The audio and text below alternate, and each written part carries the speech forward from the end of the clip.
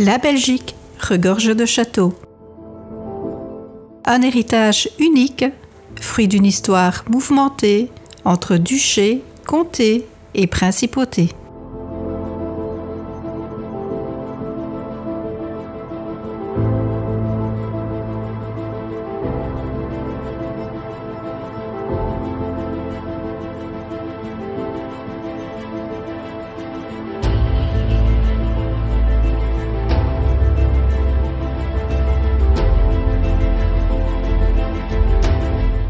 Avec Liberty Spider Hiker, nous avons pris la route pour une première balade 2025 à la découverte des châteaux du Hainaut. Un moment de partage, d'histoire et de liberté.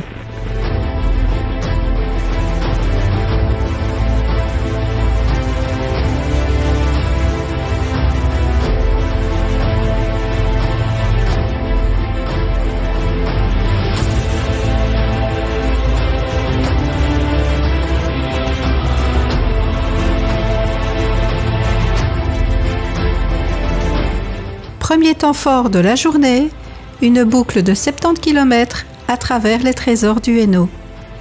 Des routes paisibles, un ciel parfois menaçant, mais toujours ce plaisir de rouler ensemble.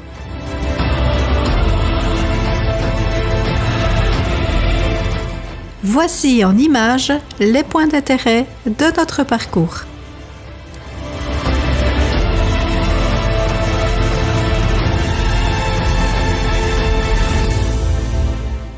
Le moulin de Moulbé.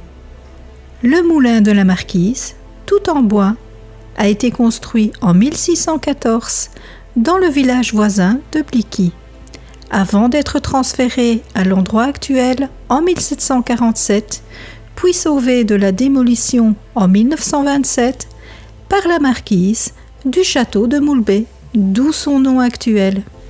Il continue aujourd'hui à produire de la farine.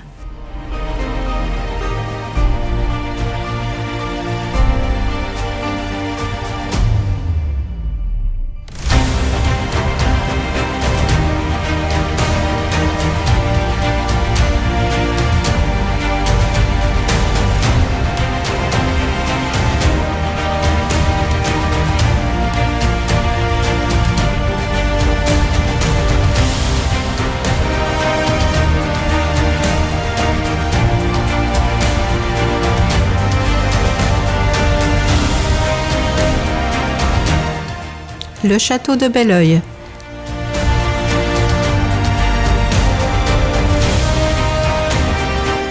Le château et son parc appartiennent depuis 1394 au prince de Ligne, qui y réside toujours.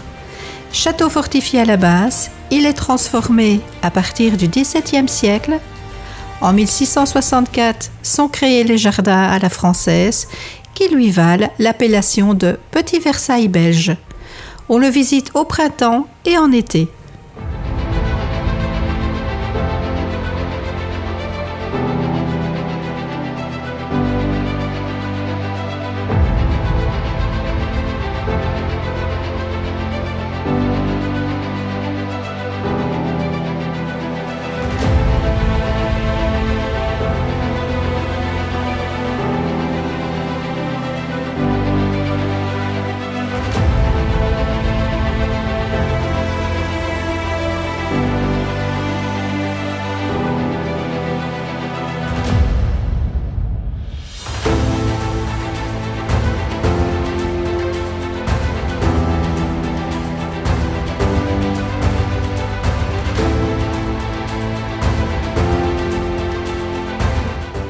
Le château d'Âtres.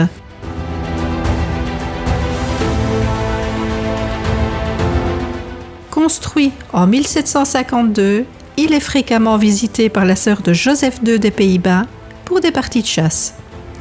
Dans le parc, un rocher a été édifié pour lui servir de point d'observation. On peut visiter le château, le parc et son fameux rocher d'avril à fin novembre.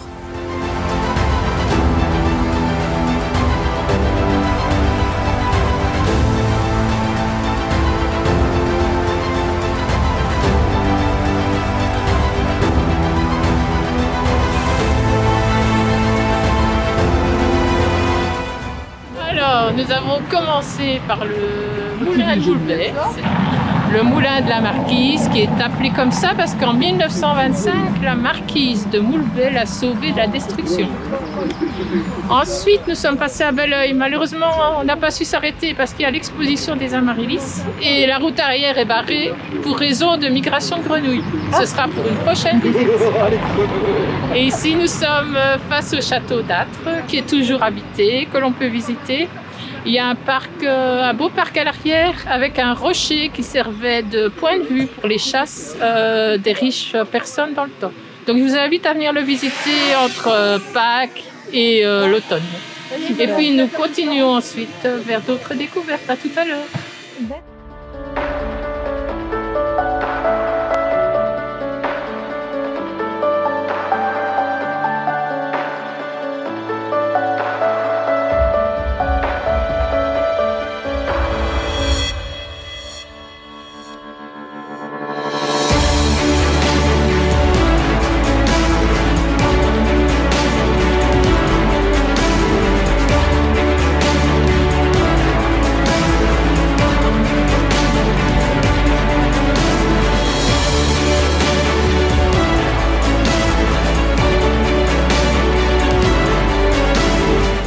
Le château de Thoricourt.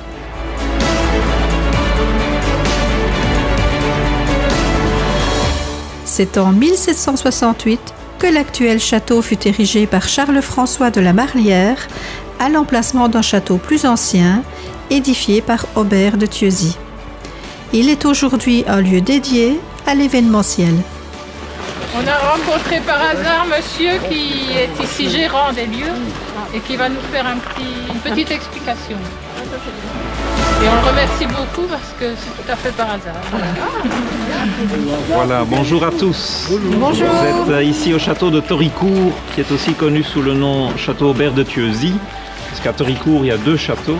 On est gâtés dans le village ici. Et alors le château Aubert de Thieuzy a été construit en 1768. Donc il a un peu plus de 250 ans. Il appartenait à la famille Aubert de Thieuzy, qui était une famille de nobles et qui faisait partie de, avec le gouvernement local de l'époque. Le château est composé, ou le domaine est composé de plusieurs bâtiments. Donc vous avez le grand château derrière nous. On a les pavillons en front de rue qui étaient l'ancienne forge et la maison des cochers. On retrouve les anciens garages des carrosses et en face les anciennes écuries. Et puis alors caché derrière les arbres, on a une orangerie qui a été construite en 1830. Vous êtes garé dans la drève qui menait au château, mais qui fait partie de la rue principale qui mène de Thoricourt à Silly. Et vous avez longé l'ancienne ferme du château, qui était en activité jusque dans les années 80. Et alors derrière le château, il y a un grand parc de 15 hectares et au fond du parc, une chapelle qui s'appelle la chapelle du bon Dieu de Giblou, qui date probablement du XVIIe. Et le château lui-même à l'intérieur a été un peu transformé au XIXe et l'ensemble a fait l'objet de restauration depuis 17 ans maintenant. Voilà, et actuellement le château, enfin en tout cas la ferme qui n'avait plus de destination agricole a été réaménagée pour des événements, pour recevoir tout type d'événements dans la grange et dans l'orangerie. Voilà. Merci beaucoup, merci pour les explications.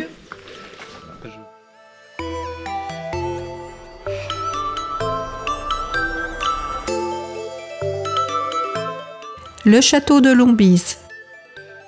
Propriété de la famille d'Étienne de Lombise, il ne se visite pas.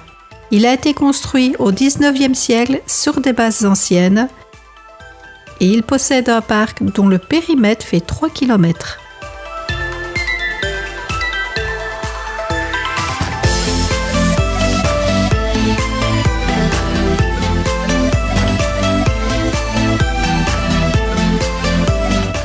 Le château de Louvigny, d'abord tour médiévale bâtie non loin d'une ancienne chaussée romaine attestée dès 1389, Puis transformé en maison fortifiée, le château entre dans la famille de Florence de Moreau de Villegas de Saint-Pierre en 1716. Ouvert de Pâques à l'automne, c'est toujours la châtelaine qui vous accueille.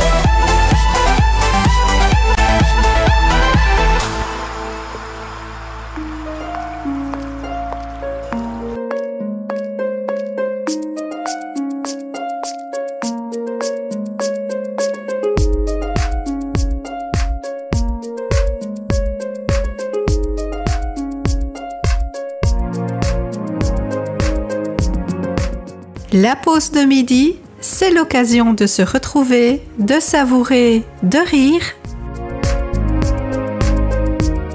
Un moment de partage à l'image de notre groupe, simple, convivial et chaleureux.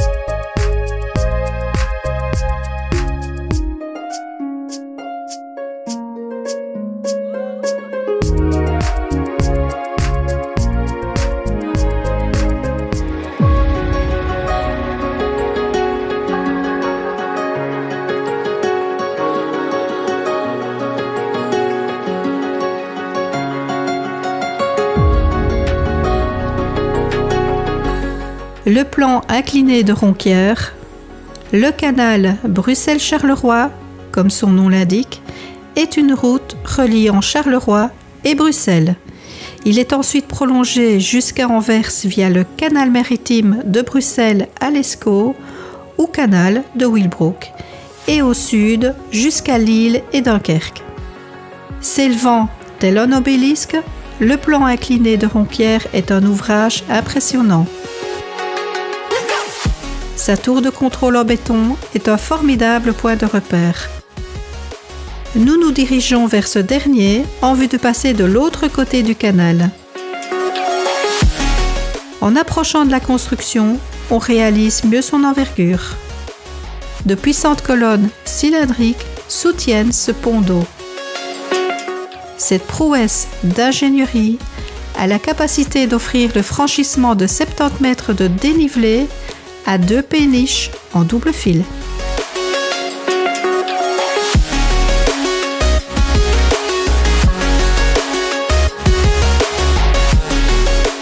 Le château de Féluy, de style néoclassique, est construit en 1380 sous l'impulsion d'un certain Eustache de Bouzy, chevalier au service des ducs de Brabant.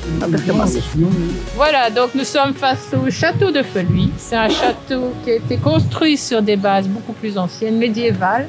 Vous voyez encore là-bas les restes du château médiéval. Et ce qui est beau ici, c'est le reflet du château dans l'eau. Donc c'est construit au bord de l'eau. Et ça fait un peu penser au château de la Loire.